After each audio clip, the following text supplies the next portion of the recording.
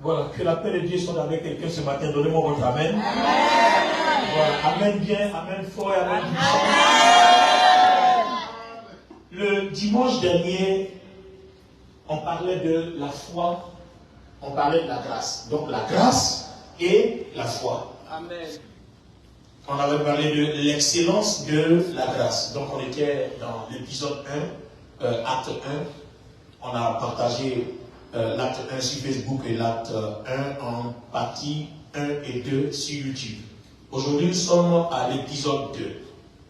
Et l'épisode 2 parlera des merveilles de la grâce. Amen. Les merveilles de la grâce. Alors, j'ai sélectionné un passage que le Saint-Esprit m'a aidé à trouver. Matthieu, le chapitre 27, versets 15 à 26. Amen. À chaque fête de la Pâque, le gouverneur avait l'habitude de relâcher un prisonnier, celui que la foule désignait. Or, à ce moment-là, il y avait sous les verrous un prisonnier célèbre nommé Barabbas. En voyant la foule rassemblée, Pilate lui demanda donc, « Lequel de ces deux hommes voulez-vous que je vous relâche, Barabbas ou Jésus, qu'on appelle le Messie ?» En effet, il s'était bien rendu compte que c'était par jalousie qu'on lui avait livré Jésus. Pendant qu'il siégeait au tribunal, sa femme lui fit parvenir un message disant, oui. Ne te mêle pas de l'affaire de ce juste, car cette nuit, j'ai été fort tourmenté par des rêves à cause de lui. Wow.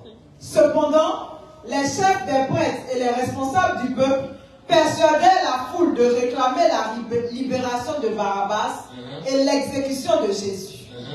Le gouverneur prit la parole et redemanda à la foule, « Lequel des deux voulez-vous que je vous relâche ?»« Barabbas, crièrent-ils. Mais alors, insista Pilate, « Que dois-je faire de Jésus, qu'on appelle le Messie ?» Le Messie. Et tous répondirent, Crucifie-le. Crucifie-le.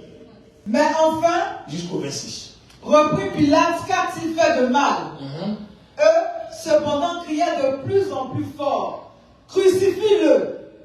Quand Pilate vit qu'il n'aboutissait à rien, mais qu'au contraire, l'agitation de la foule augmentait, il prit de l'eau et, devant la foule, se lava les mains en disant, Je ne suis pas responsable de la mort de cet homme.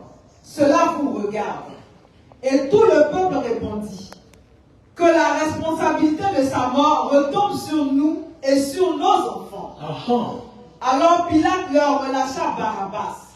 Quant à Jésus, après l'avoir fait battre à coups de fouet, il le livra pour qu'on le crucifie. Waouh! Waouh! Est-ce qu'on peut acclamer la parole de Dieu? Alors, les amis, Matthieu 27, les versets 15 jusqu'à 26, merci de vous asseoir, nous livre les secrets de la grâce. Dis avec moi, les secrets de la grâce. Les secrets de la grâce. Alors, écoutez, Église. Il y a deux prisonniers. Ici, ce passage, il y a deux prisonniers. Un est coupable. L'autre est innocent. L'innocent s'appelle Jésus-Christ. Le coupable s'appelle Barabbas. Le peuple veut qu'on lui libère le coupable et qu'on condamne l'innocent. Alors, si vous avez remarqué, Acte le chapitre 3, le verset 14 dit, vous avez régné le saint et le juste et vous avez demandé qu'on vous accordât la grâce d'un meurtrier. Donc, Barabbas, le meurtrier, est libéré, il obtient la grâce du peuple de sortir innocent alors qu'il est coupable de meurtre. Et Jésus, l'innocent, obtient la grâce d'être condamné alors qu'il est coupable de rien. Yes. Explication. On s'en va donc dans Éphésiens le chapitre 2, le verset 8 qui dit, nous sommes sauvés par la grâce. Amen. Par le moyen de la foi. Yes. Donc Barabbas est sauvé parce qu'il doit son salut à la grâce. Amen. De coupable qu'il est, le peuple lui a fait grâce de sortir. Et l'innocent Jésus, le peuple demande qu'il soit condamné. Alors écoutez bien. La grâce devient donc l'aide que Dieu nous accorde, ou alors l'aide que quelqu'un nous accorde, alors même qu'on ne mérite pas cela.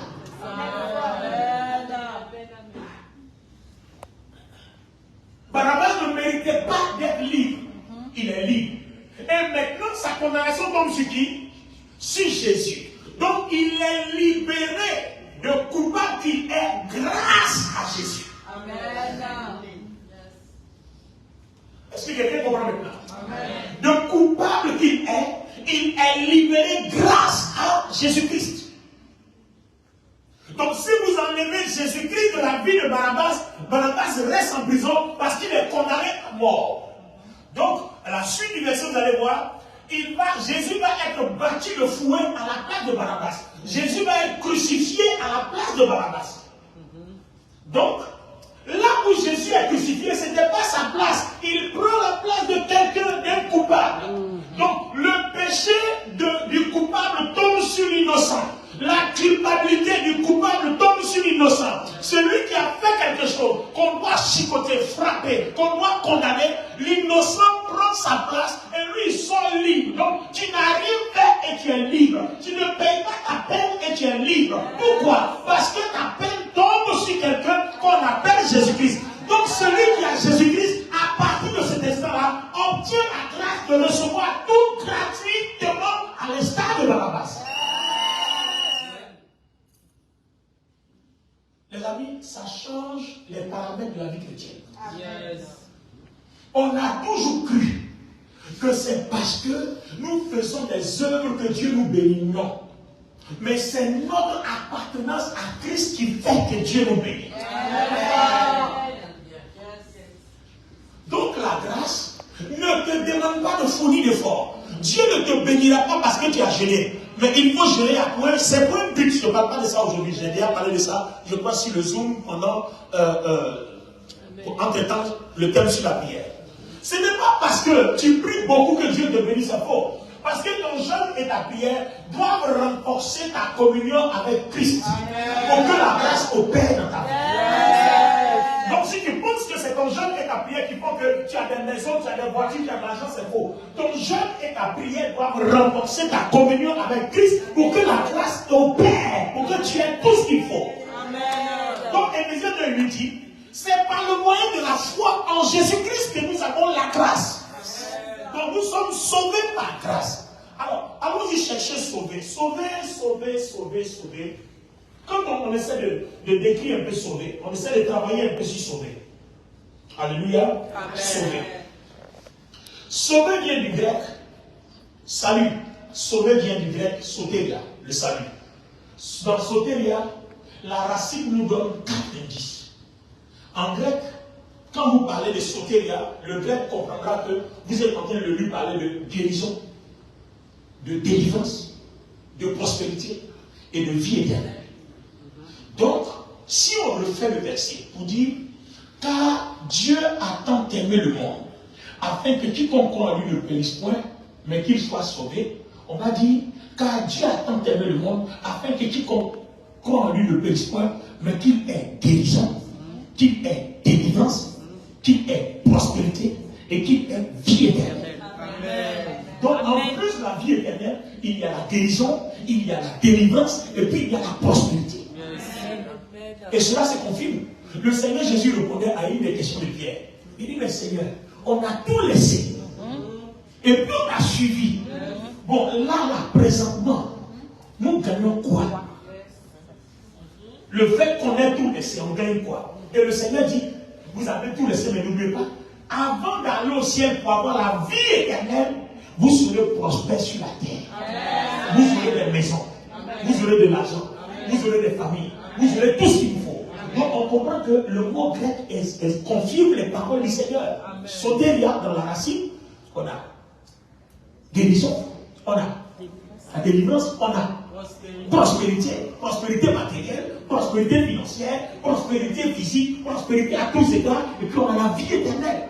On voit bien dans 1 Jean 3, je souhaite que vous prospérez à tous égards. Vérifiez bien, c'est dans 1 Jean 3, quand tu vois dans 1 Jean, je souhaite que vous prospérez à tous égards comme prospère l'état de ton âme. Amen. Donc, à cause de notre foi en Christ, nous avons la grâce qui nous offre les portes de la guérison. La grâce nous offre les portes de la délivrance. La grâce nous offre les portes de la prospérité. Et la grâce nous offre les portes de la vie éternelle. Amen. Donc quand on dit Dieu t'a fait grâce, ça veut dire que c'est ce package-là que Dieu t'a donné. Amen. Et quand on dit tu as trouvé grâce aux yeux de Dieu, c'est ce package-là. Donc tu ne peux pas être avec Jésus sans avoir la grâce de la guérison, sans avoir la grâce de la délivrance, sans avoir la grâce de la prospérité et sans avoir la grâce de la vie éternelle. Ça fait partie de la chose pour laquelle Jésus est mort à la croix. Donc il meurt à la croix et Ésaïe le confirme par ses mains que si nous sommes guéris. Donc la mort à la croix, cette grâce-là, il y a la guérison. Nous sommes délivrés des hommes des ténèbres. Il y a la délivrance. Nous avons la prospérité. C'est-à-dire tout ce que nous faisons est béni. Donc nous sommes prospères à tous égards, comme le confirme Jean. 3 Jean 1, verset 2. Prospère, je souhaite que tu prospères à tous égards, comme prospère l'état de ton âme. Donc vous voyez que la grâce devient la chose la plus importante. Amen. Maintenant, pour avoir cette grâce d'être guéri, d'être délivré, d'être prospère et de vivre éternellement, il faut avoir la foi en qui? En Jésus-Christ. Autrement dit, il est important à compter de cet instant que le chrétien comprenne que la foi devient le moteur de sa vie chrétienne. Amen. Mais la foi en qui? En Jésus-Christ. Si vous enlevez Jésus-Christ, il n'y a plus de grâce. Dieu ne peut plus rien faire pour quelqu'un. Pour que Dieu guérisse, il faut la grâce. Pour avoir la grâce, il faut Christ. Amen. Alors regardez bien comment toute cette combinaison a été faite. Dieu a tant aimé le monde. Donc, il y a la grâce qui vient de l'amour de Dieu. Donc, il donne Jésus. Jésus aussi va mourir à la croix pour ce même amour pour nous. Donc, Jésus a son amour pour Dieu et il a son amour pour nous. Donc, il meurt à la croix. Maintenant, nous, pour que nous bénéficions de la grâce, de cette grâce-là pour laquelle Jésus meurt, il va falloir que le Saint-Esprit nous aide à avoir la foi. Donc, il y a 3 intervenants. Il y a Dieu le Père, il y a Dieu le Fils, il y a Dieu le Saint-Esprit, et chacun joue un rôle important. Si vous enlevez un dans le maillon, ça ne circule plus. Amen. Ça ne fonctionne plus. Amen. Donc, un chrétien ne peut pas dire j'aime Dieu le Père, je n'aime pas Jésus. Quelqu'un ne peut pas dire j'aime Dieu et je n'aime pas Jésus. Ça ne marche pas. Quelqu'un ne peut pas dire j'aime Dieu, je n'aime pas le Saint-Esprit. Vous ne pouvez pas avoir Dieu sans Jésus, et vous ne pouvez pas avoir Jésus sans le Saint-Esprit, et vous ne pouvez pas avoir le Saint-Esprit sans Jésus. Ce n'est pas possible. Amen. Donc nous sommes gratuitement justifiés par la grâce à cause de l'œuvre de Jésus-Christ au moyen de notre foi en Christ. Amen. Alors cette grâce-là, si on étudie bien, vous allez voir que cette grâce-là a des dimensions, des proportions. On va étudier quelques proportions. Waouh! Romains 3, 24. Va nous dire, et ils sont gratuitement justifiés par sa grâce, par le moyen de la rédemption qui est en Christ. C'est de ça que je parlais tout à l'heure. Maintenant, nous voulons voir les éléments de la grâce. Allons-y, on va revenir dans Luc. Revenons un peu dans Luc. Quand la grâce de Dieu est sur toi, quelles sont les merveilles que cette grâce a produit? Amen. Luc, allons-y avec notre lecture. Luc, le chapitre 1, à partir du verset 24 jusqu'au verset 30. Au 6e mois, l'ange Gabriel fut envoyé par Dieu dans une ville de Galilée. Il va dire quelque chose à une femme appelée Nazareth, auprès d'une vierge fiancée à un homme de la maison. Alors regardez bien, la femme vers laquelle l'ange s'en va est vierge. Regardez bien, vous allez voir l'œuvre de la grâce. Et puis à partir de cet instant-là, vous ne serez plus étonné quand Dieu va opérer un miracle qui semble bizarre aux yeux des hommes. Amen. Si vous connaissez la grâce, plus rien ne deviendra bizarre. Amen, amen, amen. Si vous comprenez la grâce, plus rien ne deviendra bizarre. Au contraire, C'est quand ce n'est pas bizarre, tu vas dire non, non, non, là, il n'y a pas la grâce, il n'y a pas assez de grâce. Je ne sais pas si quelqu'un comprend ce que je. Donc, l'ange s'en va rendre visite à la Vierge et l'ange va lui dire quoi? Je te salue. Je te salue. Toi à qui une grâce a été faite. Dis-moi, je te salue. Toi à qui une grâce a été faite. Est-ce qu'on nous a dit ce qu'elle a fait pour que Dieu vienne lui dire tu as la grâce? Elle n'a rien fait. Donc la grâce tombe sur toi. Ce n'est pas parce que tu as fait quelque chose, ça s'appelle tout simplement la grâce. Alléluia. Parce que tout à l'heure, on va montrer comment on vit pour que cette grâce-là tombe sur nous. Mais pour nous, on sait que Marie, la Bible ne nous dit pas que Marie a fait quelque chose. La Bible dit seulement, l'ange arrive, il dit salut, une grâce a été faite. Elle a fait quoi, on ne sait pas. Elle a prié comment, on ne sait pas. Ce qu'on sait, c'est que la grâce l'a localisée, la grâce l'a trouvée dans sa maison. Elle ne s'est pas déplacée, elle n'est pas allée quelque part. Elle était chez elle, et puis on vient lui dire, tu as une maison, tu as une voiture, tu auras des milliards. Ça s'appelle la grâce. Comment somebody? Ça s'appelle la grâce. Et cette grâce-là, ça se trouve en qui? En Jésus. Alors, toi à qui une grâce a été faite? Le Seigneur est avec toi. Hey, le Seigneur est avec toi. Donc, quand vous entendez que le Seigneur est avec toi, ça veut dire que vous marchez avec la grâce. Vous marchez dans la grâce. Ça veut dire que la grâce de Dieu est sur vous. Donc quand Dieu dit je suis avec toi, c'est que sa grâce est sur vous. Je suis avec toi. Il dit à Marie, je suis avec toi. Si vous priez que vous avez la grâce d'entendre la voix de Dieu dire je suis avec toi, c'est fini. C'est fini. Oh, c'est fini. Je suis avec toi. C'est fini. Il a dit je suis avec toi, c'est fini. C'est fini. Il a dit, celui qui donne la grâce dit, je suis avec toi. Le débat est clos, c'est terminé. Je dis, je vous dis devant le Seigneur, j'ai entendu le samedi dernier, pas hier. Le samedi dernier, je ne sais pas combien on était. Le dimanche dernier était combien? 26, non? Donc c'est samedi 25. Il dit, je suis avec toi. Et puis quand je me suis levé, j'ai commencé à prier pour mes ennemis. Quelque chose que j'avais du mal à faire. Attends, il est avec moi. Donc je vais prier pour toi pour que tu prospères, pour que tu vives comme ça, tu vas voir comment il est avec moi. Attends, une fois que Dieu t'a dit il est avec toi, est-ce que tu as peur que ton ennemi prospère? Tu n'as pas peur qu'il prospère.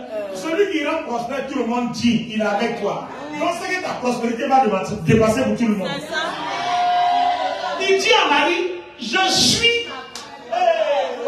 Je déclare que Dieu soit avec toi. Au nom de Jésus-Christ. Je dis, je prophétise que Dieu est avec toi. Je dis, Dieu est avec toi. Dieu est avec toi.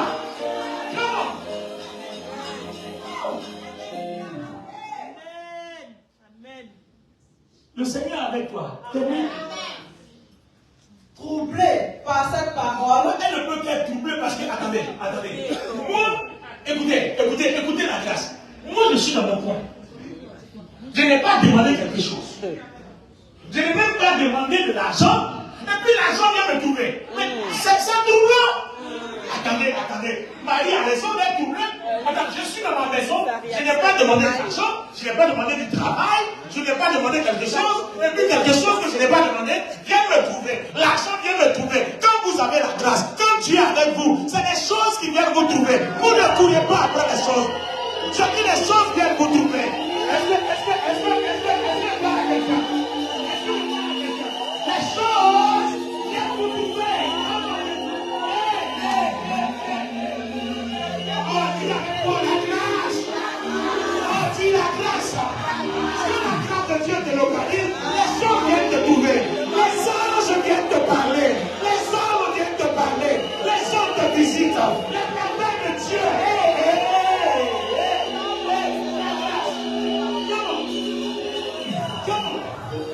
Salut à toi, femme. Toi qui une grâce a été faite. Le Seigneur est avec toi. Waouh! Le Seigneur est avec toi. Le Seigneur est avec toi.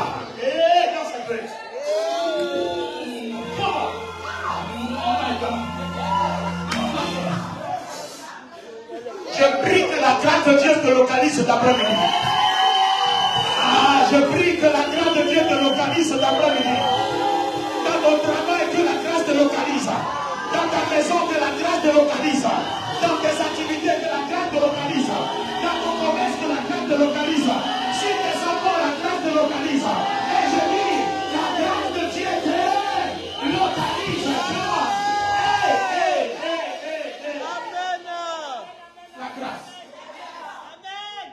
C'est pour ça que Jésus devient la pierre angulaire, la pierre principale.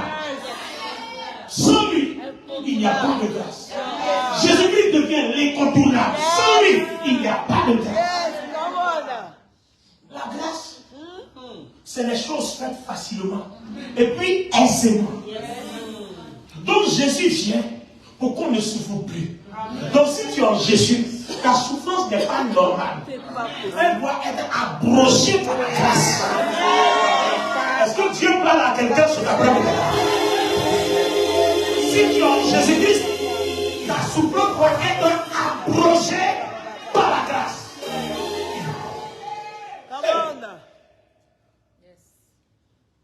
Allons-y. Le Seigneur avec toi. L'ange lui dit, ne crains point, Marie. Non, ne crains pas. Car tu as trouvé grâce devant Dieu. Attends. Allons-y doucement. Calmatez.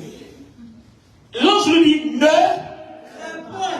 Donc, quand la grâce est là, on n'a plus à avoir peur parce que tout est géré. Le Seigneur, ses anges, son royaume gèrent tout le processus.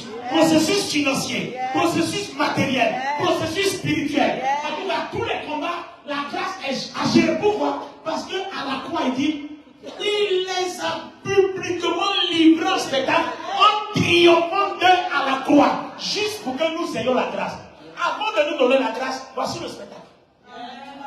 Donc, quand il y a la grâce, on ne va plus avoir peur. Parce que là où la grâce parle, l'ennemi se retire. C'est pour ça que la Bible a dit, là où le péché a abondé, la grâce a surabondé. C'est-à-dire, quand il y a une présence de l'ennemi, Dieu envoie présence double pour supplanter, pour écraser.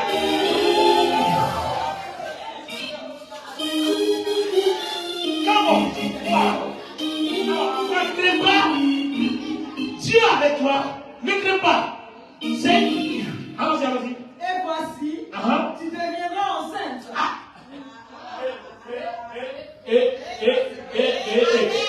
Attends, tu deviendras quoi? Enceinte. La femme là-haut. N'était-elle pas vierge? N'était-elle pas vierge? Donc quand la grâce arrive, la vierge peut tomber enceinte sans garçon.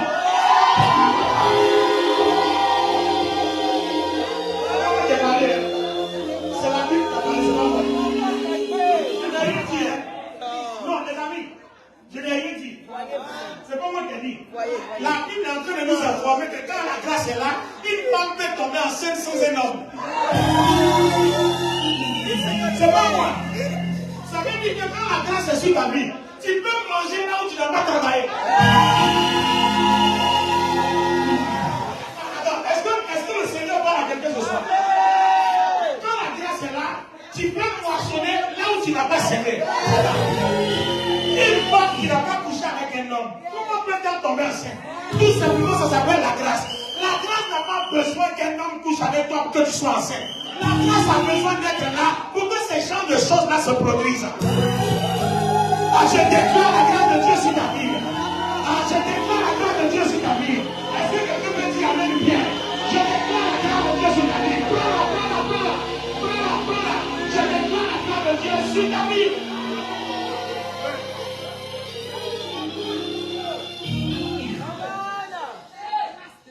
Quand la grâce est là, il y a des choses extra et ordinaires.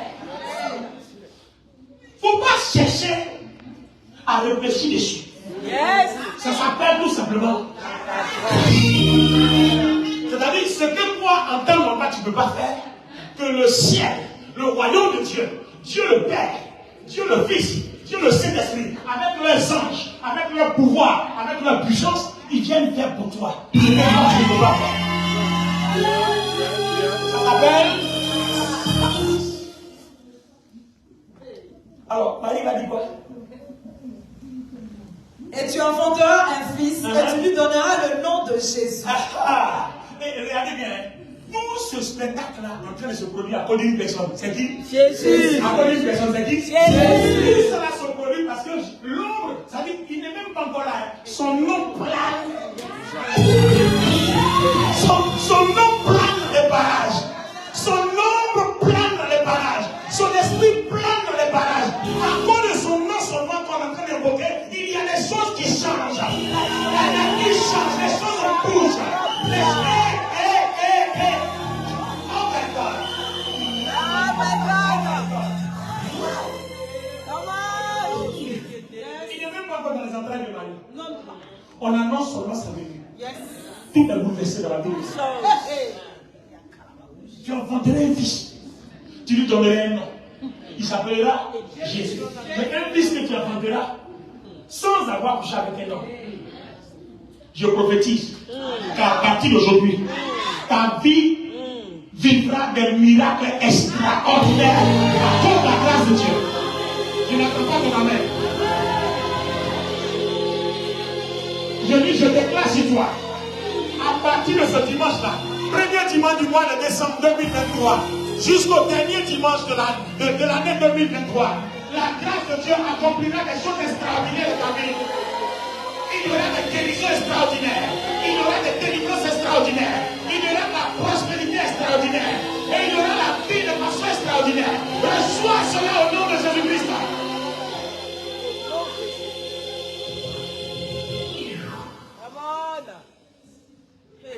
La grâce. Amen. Les amis. Donc, vous comprenez que le nom de Jésus, on ne peut pas jouer avec. Amen. Parce que c'est tout ce dont nous avons besoin. Yes. Quand tu as Jésus, tu as tout. Amen. Le problème, c'est qu'on n'a pas encore compris ce que c'est que la foi. Et avant, on n'avait pas compris la grâce. Nous, on entendait grâce, grâce, mais on n'avait pas compris que la grâce était un esprit. La Bible parle de recevoir l'esprit de grâce. Yes. Yes. Donc, c'est une autre forme de la présence de Dieu qui opère en nous de façon surdimensionnelle en accomplissant des choses, Yes. les choses que notre entendement même est loin de pouvoir comprendre, de réaliser et supporter. La grâce. Si la grâce de Dieu tombe sur toi, celui qui te déteste va être ton allié. Yes. Voilà mon avis. Parce que quand la grâce arrive, si quelque chose se produit dans votre vie que vous pouvez expliquer, c'est que ça n'a pas encore atteint les dimensions de la grâce. Il faut que les choses arrivent que vous ne puissiez pas expliquer. C'est-à-dire que ça arrive de façon extraordinaire, c'est bizarre, c'est incompréhensible. À partir de là, on parle de grâce.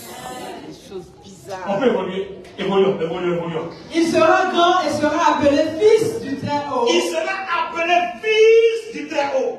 Ah. Continue. Et le Seigneur Dieu lui donnera le trône de David son père. Oui. Il régnera sur la maison de Jacob éternellement. Et son règne n'aura point de fin. Oui. Marie dit à l'ange, comment cela se fera-t-il, puisque je ne connais point d'homme? Et il dit quoi? L'ange lui répondit, le Saint-Esprit viendra sur toi, et la puissance du Très-Haut te couvrira de son ombre. C'est pourquoi le Saint-Enfant qui naîtra de toi sera appelé Fils de Dieu. Attends, bloc, écoutez, hein. Marie dit, bon, je vais tomber enceinte sans homme. Mais là, on va me persécuter. Imaginez-moi, on va dire non, ça, là, Joseph l'a enceinté en cachette. Et d'ailleurs, Joseph a voulu divorcer. Et l'ange lui a dit non, Joseph, ça vient de Dieu. Bon, même encore, si on dit ça vient de Dieu, peut être retiré qui entend la voix de Dieu, on croit que ça vient vraiment de Dieu. Alléluia. Ah oui. Alors, les amis, regardez bien. Il dit, suivez la valise. Le Saint-Esprit viendra sur toi. Donc, en fait, vous voyez l'opération. Dieu le Père nous offre l'amour. Dieu le Fils réalise le plan d'amour en mourant à la croix pour qu'à cause du péché, on ne meure pas. Je reprends le processus. L'homme qui a péché, l'âme qui a péché, c'est elle qui mourra. Ça, c'est le décret. Maintenant, il savait que Dieu dit, je ne veux pas que le pécheur qui a péché meure. Donc, comment le pécheur qui a péché va mourir sans mourir?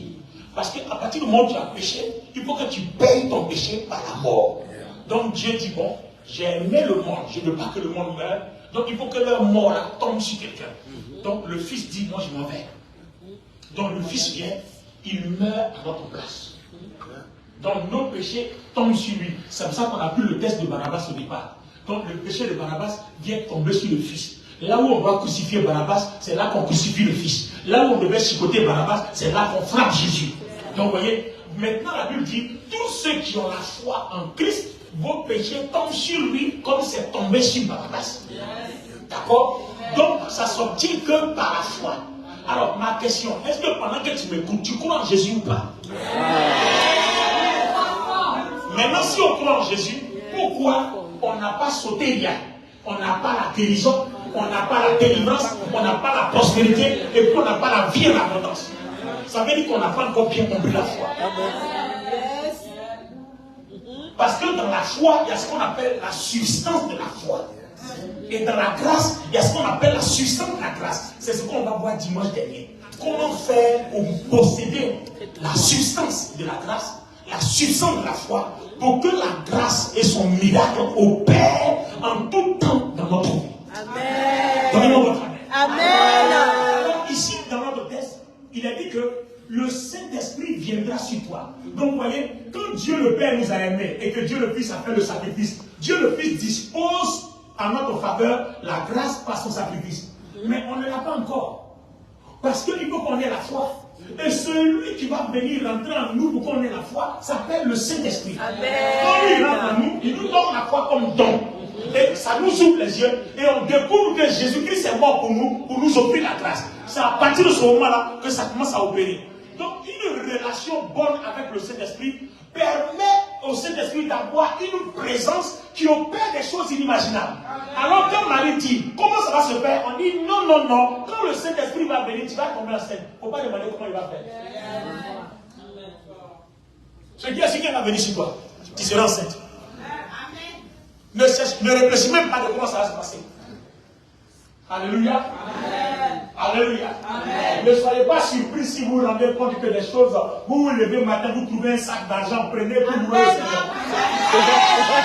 Ça s'appelle la grâce. Donnez-moi votre amen bien. Donnez-moi votre amen fort. Regardez, entre parenthèses, laissez-moi vous dire un peu. Quand certains mystiques, vous les voyez dans leurs œuvres, souvent ils parlent, et puis l'argent descend. Bon, c'est vidéo. Donc le diable, lui aussi, il peut offrir ça à ses agents. Mais nous aussi, on nous dit que quand le Saint-Esprit est présent à une certaine dimension, la femme peut tomber enceinte sans rapport sexuel. Donc ça veut dire que l'argent aussi peut apparaître sans travail, sans entreprise. Est-ce que quelqu'un a compris la révélation?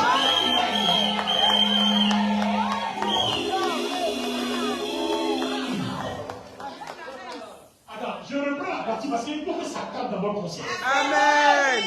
Je dis, quand les mystiques, les magiciens, ils sont là, ils font des incantations, puis l'argent apparaît. Donc le diable peut offrir cette grâce démoniaque là. Et ils sont assis, pas seulement, puis l'argent apparaît. Donc celui-même qui a été rejeté du ciel peut faire apparaître l'argent à ses agents. Et c'est lui.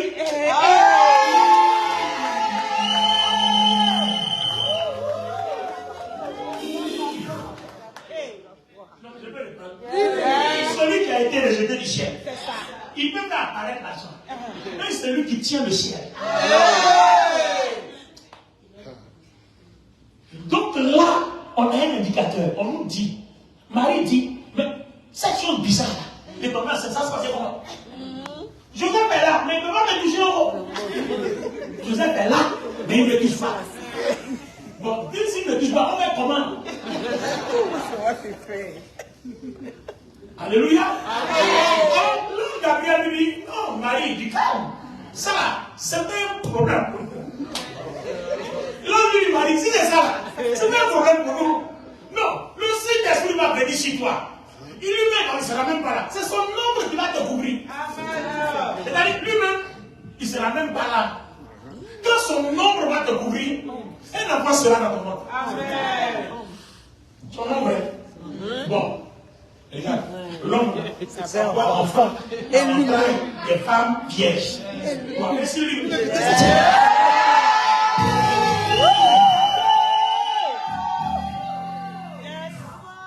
ça veut dire que dans les prochaines étapes de notre vie chrétienne, on doit apprendre une communion, une relation sérieuse avec le Saint-Esprit. Amen. Yes. Dans les prochains jours de notre vie chrétienne, on doit avoir une relation sérieuse avec le Saint-Esprit. Une relation sérieuse. Parce qu'il y a son nombre seulement. Quand son nombre arrive, on parle de grâce. Bon, maintenant, si lui-même se présente, on parlera de quoi? Quand il y a son nombre, on dit il y a la grâce. Bon, la grâce seulement, la regarder les choses glorieuses, extraordinaires des affaires. Et si lui-même il est présent, ce qui va arriver là, c'est comment? C'est fort, c'est fort. Vous voyez que la vie chrétienne est intéressante, non? C'est parce qu'on ne connaît pas. Amen. On nous apprend pour expliquer le côté intéressant, glorieux de la vie chrétienne. Non, ça fait que souvent, venir à l'église, tu perds, ça te fait façon que si tu connais la grâce, tu ne rates pas un culte le dimanche. Si tu connais la grâce, tu ne restes pas à la maison le dimanche, tu viens à l'église. Si tu connais la grâce, tu vas prier tous les jours, tu vas dire, Seigneur, j'ai besoin de ta grâce. Seigneur, j'ai besoin de ta grâce. Seigneur, fais-moi grâce. Alors, je vais vous dire un peu ce genre de choses que Dieu peut faire pendant que vous priez. Et puis, on va prier. Le dimanche prochain, on va attaquer la substance. Alors, regardez par exemple quelqu'un que la grâce a localisé. Dans Actes, le chapitre 6, le verset 8. Étienne, plein de grâce et de puissance, faisait des prodiges et des miracles parmi eux. C'est-à-dire, comme il est plein de grâce, quand il dit soyez guéris, les gens sont guéris. Amen. Pourquoi? Parce que le Saint-Esprit est devant. Amen. Et pour la simple raison qu'Étienne est plein de grâce. Je déclare que tu sois rempli de grâce. Les amis, vous ne voyez pas, vous comprenez maintenant pourquoi nous on aime la parole. Vous qui aimez les prophéties. On a prophétisé, on n'a pas de grâce. Quand tu as la grâce, la prophétie sur toi fonctionne. Donc avant de prophétiser, il faut connaître la parole. Comme ça, quand tu reçois la prophétie, tu sais comment faire pour que la grâce confirme la parole. Amen, amen, Donc, amen, amen. il y a les bœufs qui tirent la charrue. Il ne faut pas mettre la charrue, tu ne veux plus mettre les bœufs derrière. Dans ta vie, tu dois mettre la parole d'abord. Amen. Et c'est la parole qui tire la prophétie. Ça coule. On met la parole. Quand tu comprends la parole, ta foi est inébranlable. Amen. Quand on te donne une parole, tu la saisis et tu sais ce que tu dois faire pour qu'elle se réalise. Mais si tu ne comprends pas la parole, quand on te donne, ça devient comme du maraboutage. Tu es assis chez toi, tu attends. Ça devient comment? Donc il faut comprendre la parole. Amen. Or, quand tu comprends la parole, que la parole te révèle le visage de la grâce. Le visage de la grâce. Le visage de la grâce. Comment faire? Le visage de la grâce. Le visage de la grâce. Pas prier sans parler. Quand je suis à genoux, je prie. Seigneur, ta grâce. Il y a une seule chose dont j'ai besoin. C'est ta grâce. Il y a une seule chose dont j'ai besoin. Je n'ai pas besoin d'autre chose. Ta grâce. La raison pour laquelle tu es mort à la croix, c'est pour nous donner la grâce. Tu n'es pas mort à la croix pour nous donner autre chose. Et la grâce nous fait quoi? La grâce nous offre le salut. Et on a vu au début du message que dans le salut, il y a guérison, il y a délivrance, il y a prospérité, et il y a la vie. Donc les amis, si vous n'avez pas la grâce, vous n'avez pas de guérison. Vous n'avez pas la grâce, vous n'avez pas de délivrance. Si vous n'avez pas la grâce, vous n'avez pas de prospérité, vous n'avez rien. Pourquoi dans 1 Corinthiens, la Bible dit quoi? Que le Saint-Esprit a fait de nous son temple. Quand son nombre vient sur nous, Regardez comment la femme vierge peut tomber enceinte. Maintenant, quand le Saint-Esprit habite en toi, est-ce qu'un démon peut rester en toi? Non. Ça veut dire en temps normal, avec un bon processus de grâce, une personne peut être délivrée sans passer par la délivrance. Amen. Avec une bonne vie chrétienne, une bonne relation avec le Saint-Esprit, tu peux être délivré sans passer par la délivrance. Parce que le Saint-Esprit vient en toi. Ton corps est son temple. Et quand il siège en toi, bon, attends, quand l'homme est venu, on a vu ce qui s'est passé. Et quand lui-même il vient maintenant, quel démon peut rester dans ton corps? Okay. Donc vous voyez que toutes les personnes qui aiment Jésus doivent courir après la parole. Amen. Il faut qu'on comprenne ce que la parole de Dieu veut nous dire. Une fois qu'on a le message de ce que la parole veut nous dire, le reste devient facile. Amen. Donc si vous n'aimez pas la parole, tout ce qu'on va faire dans votre vie, rien ne s'accomplira. Parce que Dieu ne marche pas avec les gens qui ne connaissent pas la parole. Amen. Ça, vous devez retenir ça aujourd'hui. La parole. La connaissance de la parole devient la clé de toute bénédiction, de toute richesse, de toute chose. Aimez la parole, cherchez la parole. Chaque jour, lisez la Bible. Quand vous ne connaissez pas Seigneur, fais-moi grâce de comprendre. Une fois que vous avez ça, c'est fini. Vous serez en train de prier, puis Dieu va vous parler vous-même. Regardez, aujourd'hui, la grâce dont on parle. Tu as l'impression que c'est nouveau. Autant tu lis ça toujours. Mais le problème, c'est que tu ne comprends pas. Et comme tu ne comprends pas, quand tu lis, ça passe comme ça passe. Vous voyez? Alors que quand tu comprends, dès l'instant qu'on te donne la parole, tu dis oui, ça, pour que cette grâce se réalise, voilà ce que je dois faire. Amen. Et tiens, plein de grâce, ça veut dire qu'il connaît bien le Saint-Esprit. Quand on dit plein de grâce, ça veut dire qu'il connaît bien le Saint-Esprit, il connaît bien la parole. Amen. Dans les miracles, la campagne. Il y a certaines choses que nous allons aborder dimanche prochain. C'est fort, ça va nous faire du bien. Ça va vraiment nous aider. Ça va vraiment nous aider. Alors, je vous donne quelques exemples. Quelques exemples de comment on peut faire pour avoir la grâce. Allons-y, je vais vous lire seulement des passages. Mon temps de prédication est fini. Je vais vous lire seulement quelques passages.